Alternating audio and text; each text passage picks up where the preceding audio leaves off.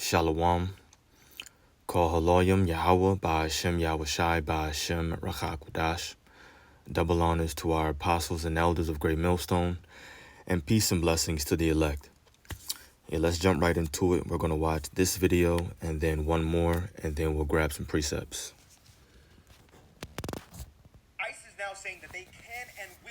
ICE is now saying that they can and will break into your house without a warrant signed by a judge. Let's talk about it. A private internal memo has officially been leaked and shows that department officials are authorizing ICE to illegally break into homes. A whistleblower reported all of this to Congress in a report that says acting ICE Director Todd Lyons authorizes ICE agents to forcibly enter into certain people's homes without a judicial warrant, consent, or an emergency. Mind you, there's a major difference between a judicial warrant, which is signed by a judge and issued by a court, as opposed to an administrative warrant, which is just a bullshit paper that ICE writes internally to lie to people and say that there's a warrant for their arrest. ICE exploits the language barrier that immigrants have and the fact that people don't know the difference between the two warrants into easily being fooled into complying to whatever the fuck the ICE agents say. The fucked up part about it is that the memo specifically acknowledges that the U.S. Department of Homeland Security has not historically relied on administrative warrants alone to arrest aliens in their place of residence. And bitch, yes, because administrative warrants are internal documents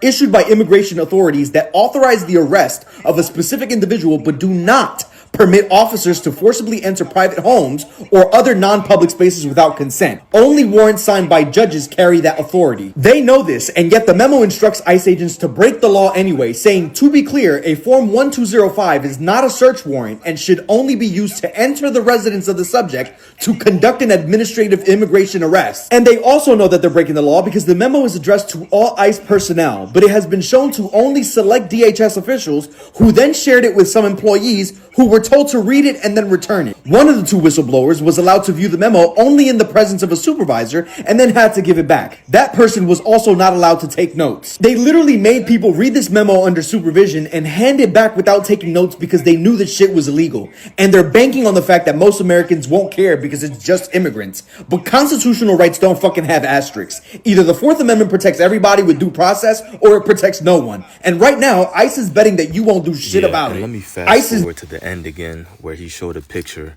of this article because it's already currently happening. Let me fast forward real quick. Right. And they're banking on the fact that most Americans won't care because it's just Right immigrants. Here it says, but a constitutional US citizen says ICE forced open the door to his Minnesota home and removed him in his underwear after a warrantless search. And if you have a keen eye at the bottom of the post, it says January 20th, 2026. So this just happened. And I like this guy because he's actually giving, what is it called? Verified sources. He's not just saying these things. And coincidentally, I found the video that it shows just what happened. Let's check that out real quick.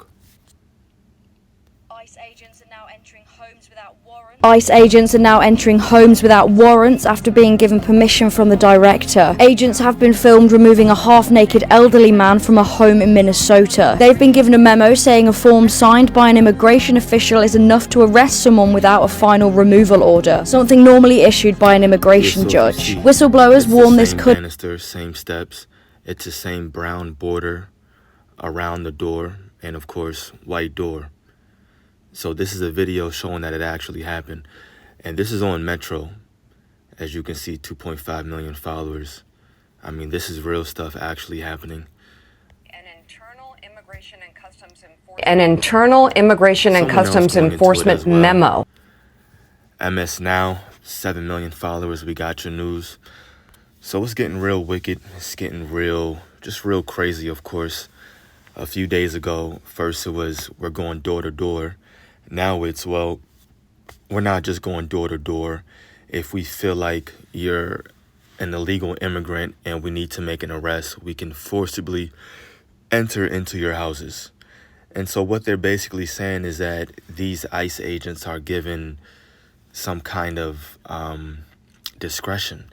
It's just discretionary, because how do you know if they're illegal or not if when they usually roll up on you, they ask to see your papers? So you don't come to the door, but now they have this administrative warrant, not even a judicial warrant. And there's a difference. Like my man said, ICE right here, agents Rights don't fucking have. it's a different. ICE is now saying type of warrant. Usually, you need a judicial warrant to forcibly enter into someone's house to make an arrest. Now, ICE is saying, look, we have an administrative warrant, which is an internal document written within their organization, and they're saying that's good enough. So it's really just based on discretion. And like we said before, it's not just the northern tribe anymore. It's not just so-called Hispanics. Now they're coming after anybody of color. So this is most definitely Jacob's trouble. We're in those times. Things are wicked, and it's only going to get worse. But of course, our job is to remain faithful, knowing that the Lord is going to watch over us. And we're going to see these prophecies. It doesn't mean that everything we're reporting on and everything that we see is going to specifically happen to us. We might be affected. And yeah, some things could happen to you and your household. But it doesn't mean the Lord is just not dealing with you anymore and he forsook you. Nah. Your job is still to remain faithful in these perilous times. So I'm going to throw that away. And we're going to grab this here in the book of 2 Ezra chapter 16. Starting at verse 70, it says, "For there should be in every place and in the next cities a great insurrection upon those that fear the Lord." And this is talking about the Israelites. The Israelites fear the Lord as a whole. "They shall be like madmen, sparing none, but still spoiling and destroying those that fear the Lord. For they shall waste and take away their goods and cast them out of their houses." Very, very specific. And we see this happening already currently right now. And watch in these weeks coming ahead, we're going to see more headlines with more ICE agents forcibly breaking into and entering into people's houses, taking them out of the houses. Dude had on some boxers. I think that's what they said. And they just took them out. They didn't care. Who cares? "For they shall waste and take away their goods and cast them out of their houses. Then," so during that time, "then shall they be known who are my chosen." And that's a big reason how we know this is talking about an end time prophecy at the end. "Then shall they be known who are my chosen, and they shall be tried as the gold in the fire." Because all of this, especially the hour of temptation, but in general, just Jacob's trouble, it's just a time of testing as a whole. Our job is to pass that test by showing 100% faith in the Lord. No matter what's happening, no matter what we see, no matter what's going on or how bad it gets, no matter what scenario you're put in, your job is to remain faithful. And that's exactly why you have to say positive affirmations. You have to get positive thoughts of deliverance in your head.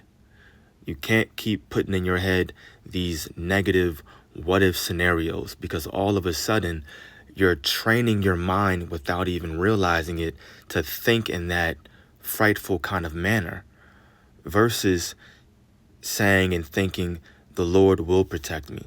The Lord is going to watch over my family, my household, my woman, my children, me. We will be okay. But you're only going to have that kind of confidence if you're doing the will of the Lord right now, if you're doing his work. Because you don't want to look back and regret thinking, man, I could have done more. Now all of a sudden, those negative thoughts creep in and you're like, is he going to protect me? Will he keep my family safe? That's why everything starts now. Make sure you're doing the work now, praying and repenting now, so that in the time to come, your faith is on 100. You know you did it. You did all you could. You repented. And you know that blood of Yahushua is just covering you, right? You have that much confidence. But in the end, during Jacob's trouble, when it's really, really bad, you're going to see certain men, women, children, they're going to be okay. And Lord's will, that's me, that's you, that's all of us. That's why it says, then it shall be known who are my chosen, because they're going to be found faithful. This is Matthew 24, verse 21.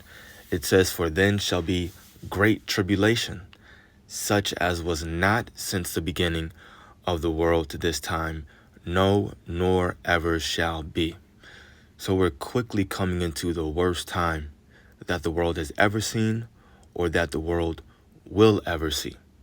Very perilous. It's going to be a time of famine. And with famine comes, what am I thinking of? What's the C word? God damn it. Famine, cannibalism. Jeez, that was rough. But yeah, all of that. And of course, plagues, pestilences, wars and rumors of wars. These are all different signs that the Lord told us will be happening in these end days. So we're seeing it all. A time like never was, nor shall be. And I'll leave off with this one right here, Revelation 12 and 12. Therefore rejoice, ye heavens, and ye that dwell in them. Woe to the inhabitants of the earth and of the sea. For the devil is come down unto you, having great wrath, because he knoweth that he hath but a short time. So we're not going to, no one is going to be able to just pray these things away. It's all biblical prophecy. And as weird as it sounds, you have to embrace it. You have to embrace these perilous times, because Esau is going to come down with great wrath, like we just said, because he knows his kingdom is coming to an end. And he's going to do all he can in order to make sure that it stays. And the Lord is going to put that rebellious, persistent mind inside of him. He's going to harden his heart, just like Pharaoh, to make him keep doing whatever he deems necessary to keep his kingdom. So there's no stopping these things that's about to come. Things will get worse. It will be uncomfortable. But all we have to do is continue to pray, fast, of course, repent, and just have faith that the Lord is watching over us, that he is right now, and that he's going to keep doing so in the time of Jacob's trouble.